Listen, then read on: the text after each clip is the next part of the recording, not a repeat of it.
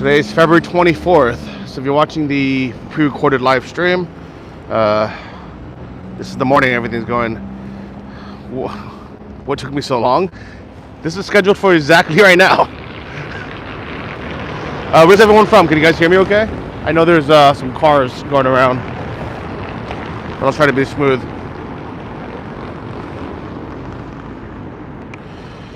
Let's see, let's do live chat so I can see everybody. Please write in the comments if you can hear me, but also where you're from, so I have a little idea. I'm actually in a different city in Ukraine. Try to guess where I am. This isn't Kyiv, but this is, I don't know if you guys can tell by looking around, but it's definitely very Ukraine. Salinas, California. That's the artichoke capital of the world. Finland. Oh, Huva Huomanta, my friend from Suomi. Kiitos for coming so early in the morning. Reno, Nevada. I think you guys are a bit later. Howdy from Tejas, from Texas. Welcome. San Antonio, Utah. From Compton. Whoa, Clout Gangster Part 2. Huva Huomanta in Thailand. Saudi Krab. Toronto. Wow. We had a lot of people from everywhere. Watt Towers, California. I don't know what that is. Sacktown 916. Alberta, Canada. Poland. Dobry. How to say it? Dzień dobry. Milwaukee. Australia. Singapore sounds like they're from North Korea. Maybe they're actually from Russia. England. Armenia. T-Dot. The 6, Netherlands,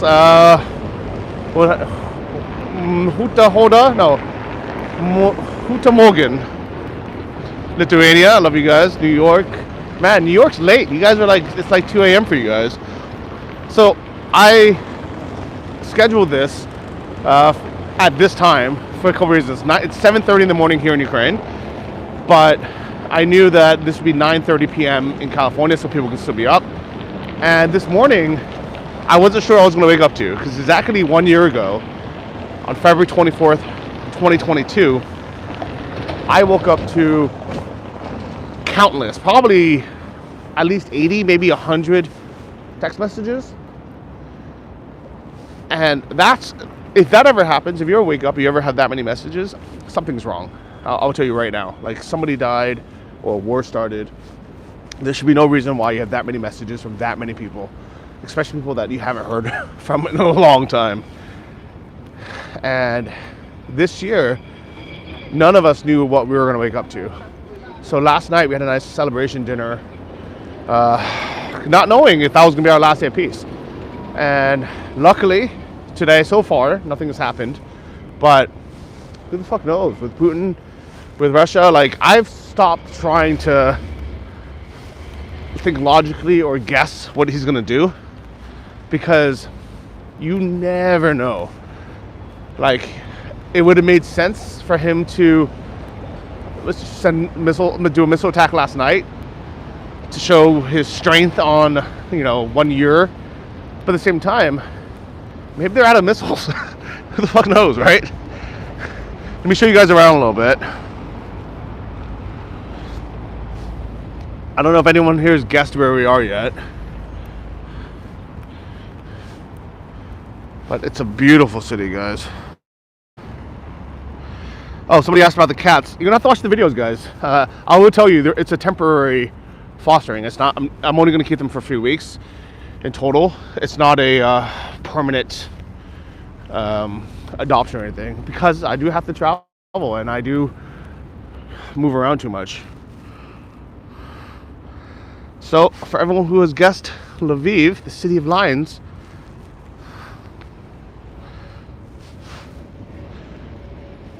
you're correct. I'm in Lviv, guys. I'll tell you why I came here. There's a couple reasons.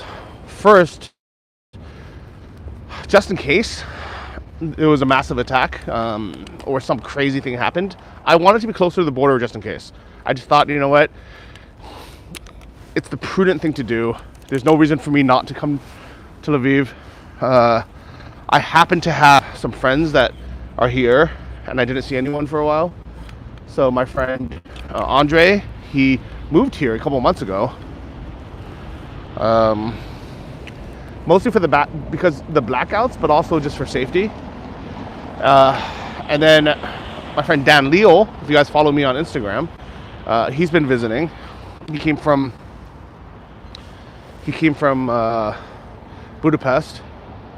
He wanted to be here for the 1 year anniversary, which is kind of crazy, right? To come here, I mean, while the threat level is high, but at the same time, you know, Joe Biden came here during this time, so maybe it's not as bad as we were thinking. But at the same time, Joe Biden was smart enough to come here not on the anniversary. He came here a few days early, and he left the same day. So he knew it was a security risk for him to stay around. So maybe just not as much as some of us were anticipating. But you can see there's some people starting to walk around.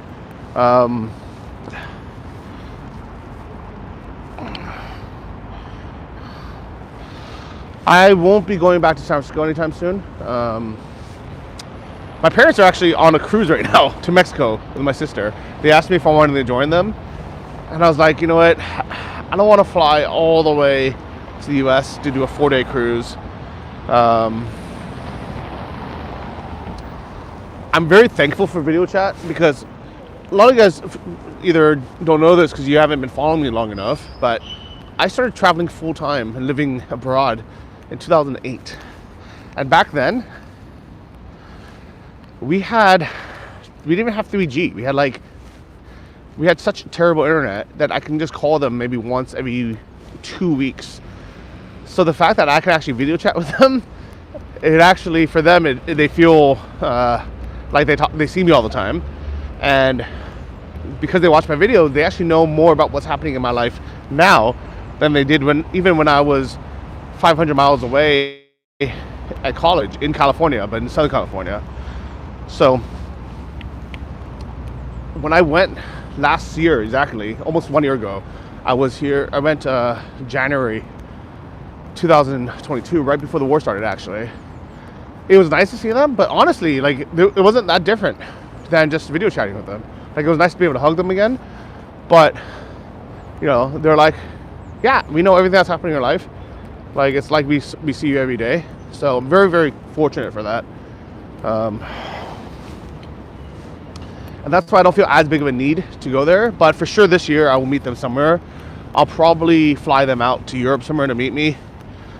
Hopefully this war will end. They can come out to Ukraine, see my apartment, see if my car starts, if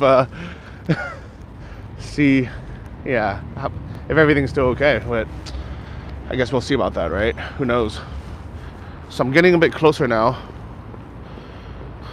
So did it actually snow in San Francisco? Well, that's crazy. They told me it was very cold.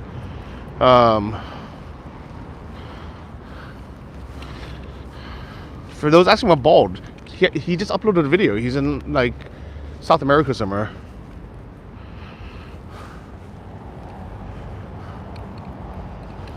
But yeah, there's some news reporters out here too, actually. I don't know if you guys see them, but basically everybody was expecting something to happen. It might still happen because it's early in the day. Russia likes to bomb either overnight or early in the morning, mostly to fuck everything up for the rest of the day, but also it's easier, I think, for their air defenses while it's cloudy. Like you can see, it's really hard for our air defenses to work at night, but also in the clouds.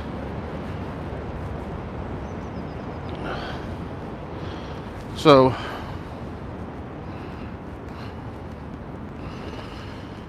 yeah, Lviv is a beautiful little city, guys.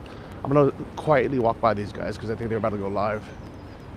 Let's see where they're from, what they're gonna say. Little BTS guys. That's a shot I should have started with.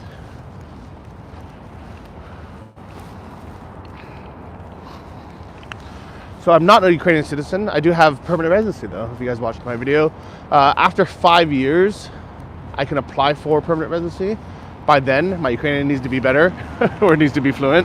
So I have 5 years to learn.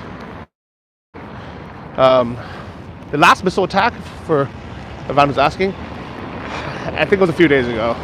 There was nothing today, nothing yesterday, and that's why we were scared. Maybe even a week or two ago. It was a long time ago, to be honest. This is why everybody was expecting, or is expecting, a big missile attack today, because Russia seems like they're holding out. I'm putting it. So this is really cool to show you guys. This is a bronze kind of a statue of this opera house. And let's see, it was constructed in 1897 by architect Zygmunt Gogorowski. Sounds Polish. So most of the city was built by the Polish-Lithuanian Commonwealth. I think the Austrian-Hungarian Empire was here for a long time. And that's why the city looks so European. Like, I was walking around in the square yesterday, and it looked exactly like Krakow. Like, it looked exactly like a less busy Krakow. Krakow, ironically, 5 years ago wasn't that busy either. All right. And now the city is, I think, doubled in population, because you have all the people from the other parts of Ukraine, the occupied areas and the affected areas. They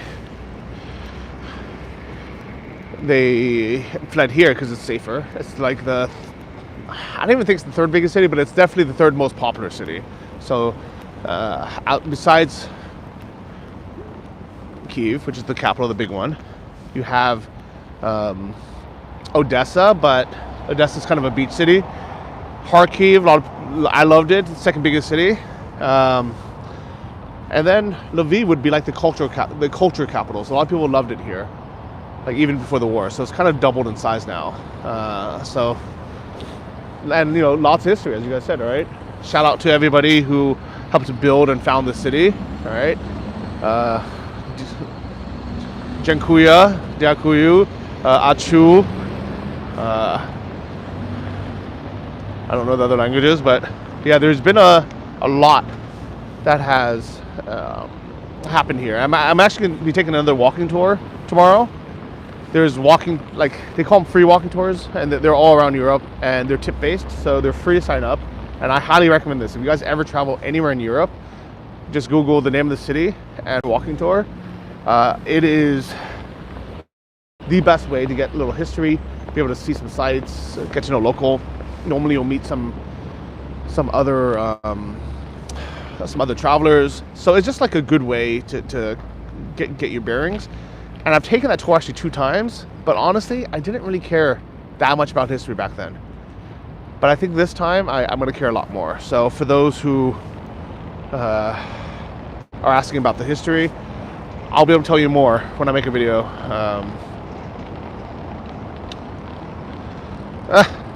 So it looks like we have a couple of Russian trolls here saying the war is because of the corruption in 2014. It's like, it's not that none of that stuff existed. It's just that there was no reason for Russia to actually attack Ukraine. I actually think that Russia could have gotten everything they wanted by just flexing on the border and threatening to attack. I mean, because think about it. Like, whether their list of demands were genuine or bullshit, let's just assume for a second that Russia's, they really wanted, their people, the Russian speakers, treated better, all right? They wanted them to be part of Russia. Or let's say that they really didn't want Ukraine to join NATO. They could have actually had both of those. They could have said, we have our army on the borders. We will attack unless you sign a agreement, a contract saying that you will never ever join NATO. I am 100% sure Ukraine would have been pressured or voluntarily joined it. They would have signed it. And if they actually cared about the Russian-speaking population in the border cities like Mariupol or Donbass, with a tenth of the money, maybe even just like a few days of their military budget, they could have actually built brand new apartments, luxury apartments for every single Russian, favored Ukrainian, and said, "Look, move to Russia. You'll get a free, brand new apartment." Instead, Russia attacked, and not only did they destroy the lives of all those Russian speakers and destroy their homes, it's almost ironic now when they have this propaganda showing that they're rebuilding Mariupol. I mean, just think about it logically. How long does it take to build one apartment building? They've destroyed hundreds. They destroyed the whole city. So even if they actually earnestly tried to rebuild Mariupol, it would take them 5 or 10 years. And I guarantee you that money is not there, number one. That money's being stolen. They don't actually care that much about people in Mariupol. They're just doing it to show people in Russia, that they're taking care of their brothers, you know what I mean? So it's such a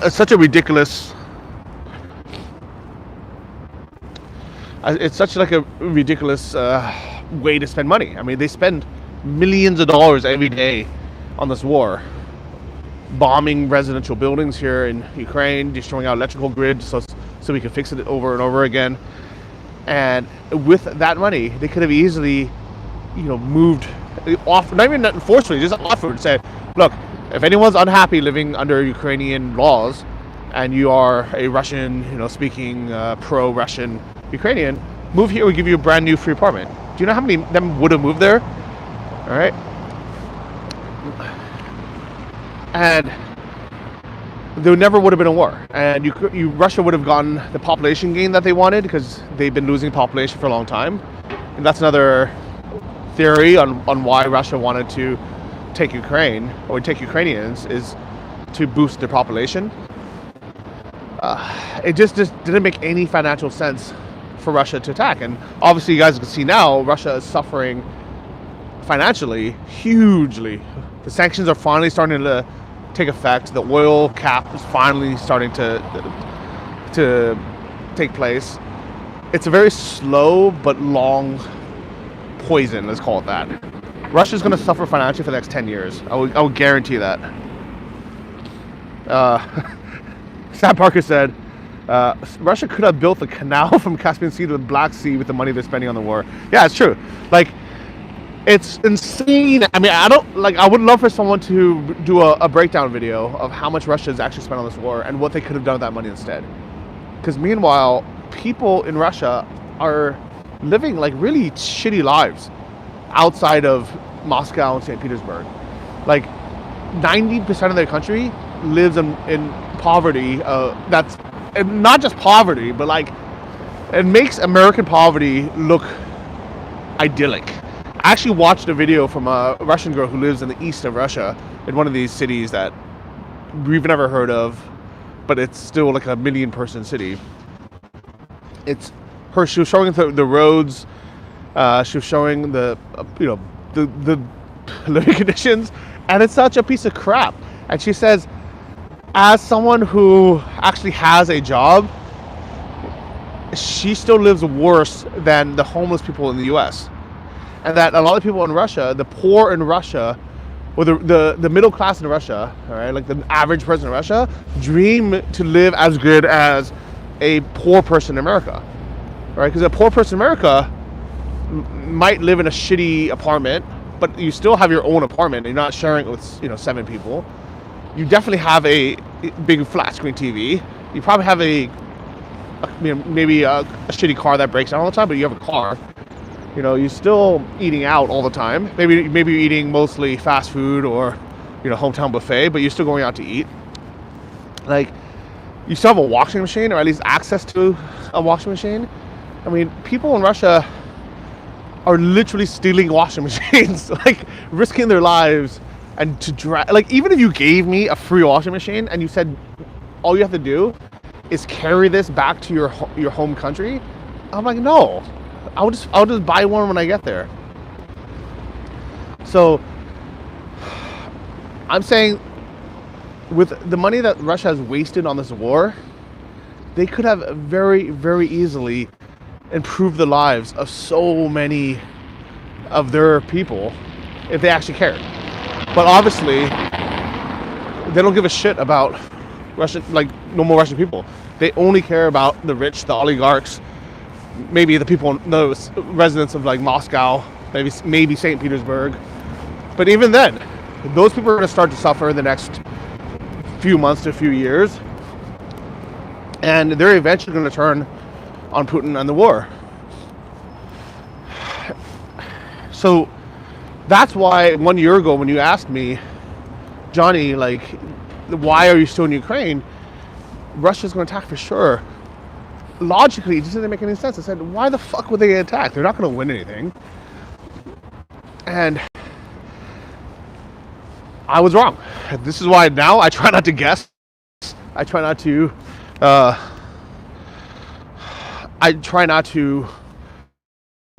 speculate, because logic has been thrown completely out, you know. Here's a little market here that actually, it's funny. These garbage cans are like kind of I don't know if you can tell. You have like glass recycling, recyclable waste. Even though it looks a little bit ghetto because it's, a trash heap. That's coming up. Ukraine has improved a lot in the last 6 years that I've been here. The 90s I heard was really, really bad. Lots of crime, lots of poverty. But that's left over from USSR days. Most of the corruption, that's left over from the Soviet leaders that were put in place, or the people who inherited the money and the positions. Ukraine has been trying so hard to get rid of all that. And that's why they were trying to get rid of everything Russian, everything Soviet. If you asked me 13 months ago, before this war started, I didn't want them to get rid of all that stuff. I was like, I like Russian food. I like Russian music. I like Russian TV shows. Russia, yeah, they were bad in the past, but they're not going to do it again. It's kind of like, imagine meeting the cool ex-convict, that like a bank robber at a bar or something, and be like, oh yeah, he used to be a bank robber, but that's in the past. He's not gonna do that again. And then he turns out to, break into your house and murder half your family. That's Russia, right?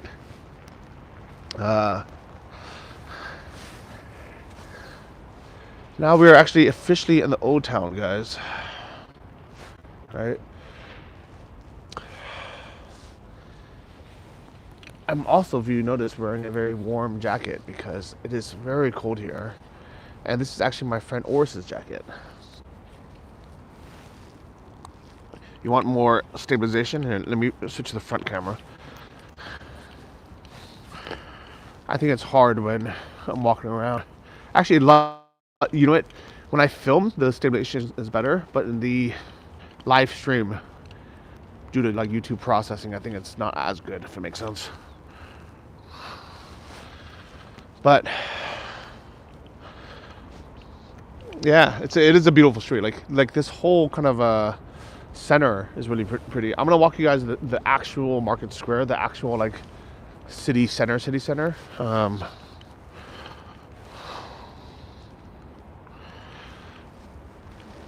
Here is one of the buildings that with sandbags still.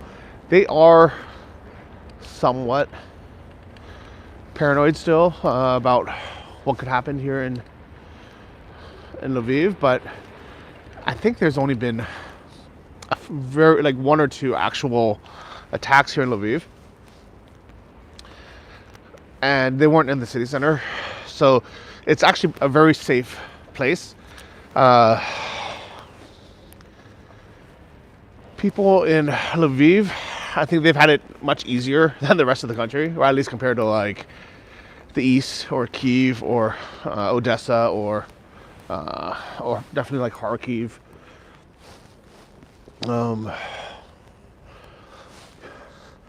It's funny. There's always Polish people in comments about Lviv, saying, we built that city, Lviv is Polish. I'm like, first off, Poland didn't even exist back then. It was like the Polish-Lithuanian Commonwealth, which is a whole different thing. And I've never once heard a Lithuanian person say that. I've never once heard a Lithuanian person say, Lviv is our city, we built it. It's, we're gonna take it back one day.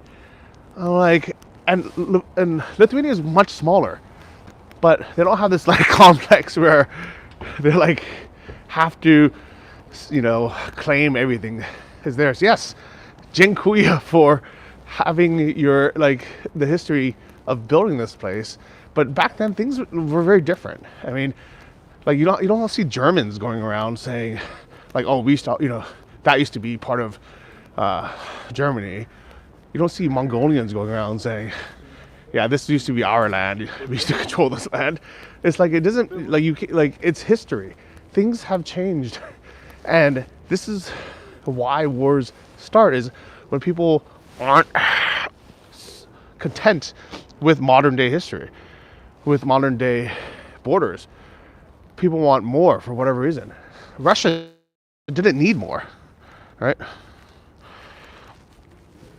So somebody asked about Stefan Bandera. I try to avoid this topic because it's a sensitive one.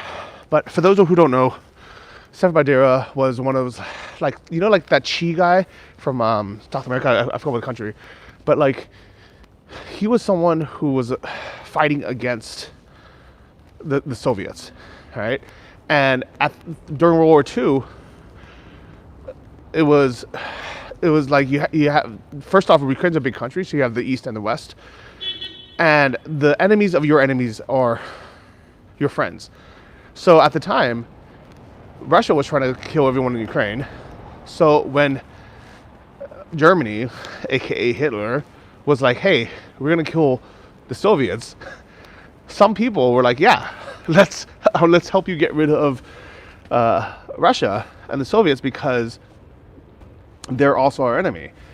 So what's funny is when people bring up Bandera, they never bring up the fact that Russia was aligned, had a pact with the Nazis as well for a bit. Like, and actually their pact is the reason why World War II even got so big, is because the Soviets were backing them in the beginning. So things change. Like, war and history is very complicated. But the thing is, people should just never start a war in the first place. Like, Russia should never invaded Ukraine in the first place, and none of this would have started. I mean, it's like saying, okay, it's like the reason why when you take a gun and you kill your neighbor or you kill your wife or something, you're guilty no matter what. The jury doesn't even want to know what they said to you, how you felt, like, before that, because by taking out the gun and shooting your neighbor, you are guilty, regardless of if they pissed you off, if they were cheating on you, if they stopped loving you, if they started, going on dates with, somebody, from the West. You just can't take out a gun and murder someone. I don't think people, I mean, it really is that simple. But people don't understand this basic concept for some reason, right? Like, maybe Russia invading Ukraine was a crime of passion. Russia and Putin so delusional about rebuilding their empire, their imperial ambitions, that when Ukraine started... Is that for YouTube? Yeah. I think I watched you on YouTube. Oh, do you? I'm doing a live stream right now. America. Yeah. Arrived 2 days ago. I watched you before coming over. Welcome to Ukraine. Take care, man. See ya. How funny is that, guys? We just saw a viewer up there. But yeah, here is the Market Square, guys. This is the main area, and actually, it does look a lot like Poland. It looks a lot like Krakow. Like, I've been down streets that look exactly like this. Johnny is a Russian bot.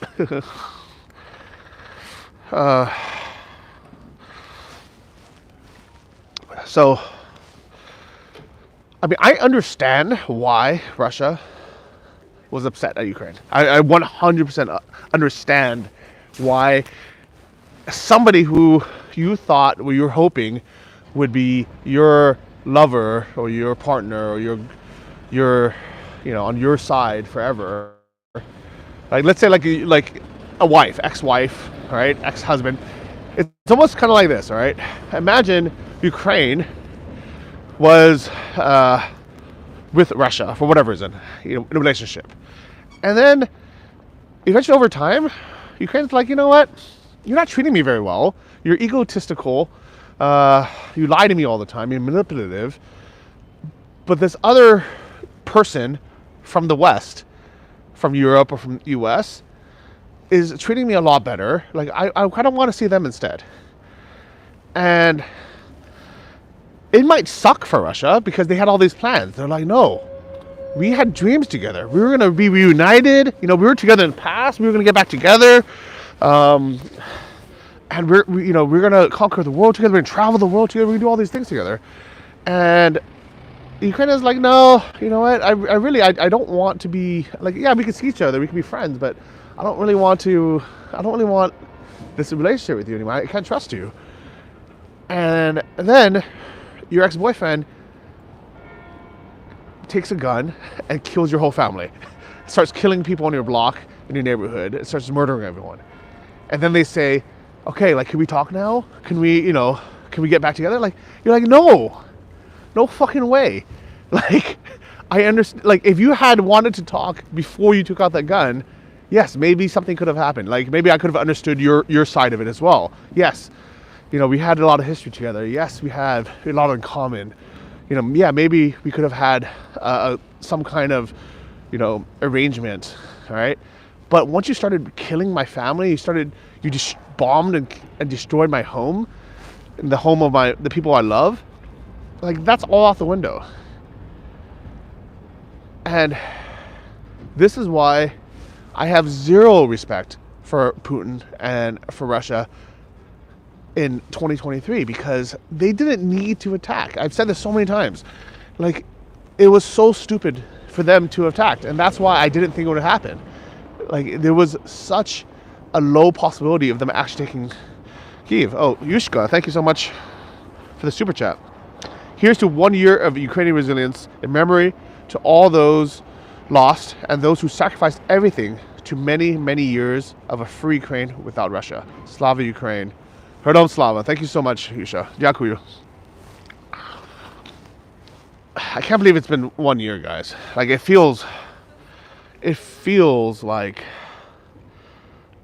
either, I don't know, it feels weird. It feels like it's both 10 years ago and also just happened, Like, have you guys ever had that that feeling where time is just fucked? Like, it's distorted. Like, it feels like time, like, so much has happened. At the same time, time moves so slowly. I was in Kyiv on the 24th when I woke up, waking up to the news of the attack. And at first, it felt so far away still, because until you see with your own eyes the tanks or the soldiers, you don't really understand what's happening. But by then, it's too late, we had a discussion, kind of like a training about how to survive missile attacks and artillery fire, things like that. And somebody asked the question, they're like, okay, like, how do you know if you're in danger or if it's coming towards us? And they're like, first you have to listen. Is it very loud, the first boom, and then it's less loud? That means it's being shot the opposite direction. It's probably air defense, or it's our missiles or artillery going towards Russia. If it's quiet and then gets really loud, or the second boom sounds closer, that means we're in danger. And then he asked, okay, well, what if we don't hear the second boom? I said, well, it's either very far away or you're already dead, so don't worry about it. Someone just asked, how can I walk around and feel safe and not in danger? I mean, to be honest, Lviv's relatively safe anyways. It's far away from Russia and from everything. That's why so many people moved here. That's the reason why I came here. We have air defense now. Thank you so much to the West. Right, all the countries who donated air defense systems. That's the reason why I felt safe in Kyiv. That's the reason why I felt safe, relatively safe in Kyiv, and that's why I feel safe here.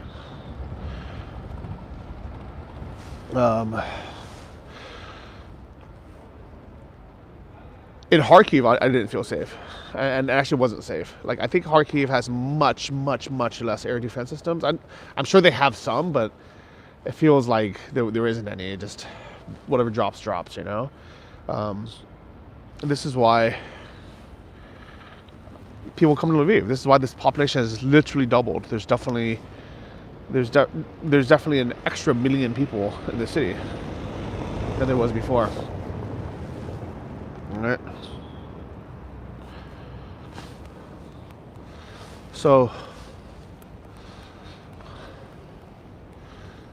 here's a funeral for some of the fallen soldiers. I filmed some of it. Hi, morning. I'm Sean. I'm a documentary filmmaker. Oh, hey, how you doing, man? Johnny. Nice to meet you, Johnny. Pleasure. I was saying I saw some of your videos before I came over from the United Oh, that's States. cool. Are you the guy from the window? Yeah, man. Okay. I was just looking at my hotel, and I'm here to embed with emergency services. That's cool. To, So I'm on a live stream. Do you want to say hi to everyone? hey, how's it going? So you're from the U.S.? Yeah, Massachusetts. Okay. Documentary filmmaker here to help out how I can. Okay. Embed with a couple of people and get their stories out. Oh, that's cool. How'd you get to Ukraine? What was the route? Boston to Paris to Warsaw, then 3 trains from Warsaw. Got in yesterday morning. And, after a crazy taxi driver at 3 a.m. And, yeah, because that was after curfew, right? Yeah, I definitely broke curfew. I was coming down the street with my 2 bags and luggage on wheels, and I'm knocking on the cobblestones. I'm like the only idiot around here. 3 a.m. But at least you had your luggage, so they understand. Yeah. Well, welcome to Ukraine. How do you feel being here now? I feel great. I've been watching you guys for about 3 months now. Yeah, okay. I was stuck in a post-production nightmare in Boston, and I just, I said, F it. Yeah. I need to get over to Ukraine. I need to help out, and Okay. I'm excited. Well, that's cool. Well, I'm just wrapping this up, but if you stick around a bit, stick we around. can grab a coffee. Finish your thing. Okay, thanks. It's always cool to meet somebody and have them on the live stream. So, anyways, I will be wrapping this up in a few minutes anyways. If you guys have any last-second questions, happy to answer them. People are starting to show up now. I think it's almost 8 a.m., so the city's starting to wake up. It's actually much busier here than before. Like, I remember when I was here a few years ago, it was not quite as busy. All right, but I'm gonna have a lot of videos coming out.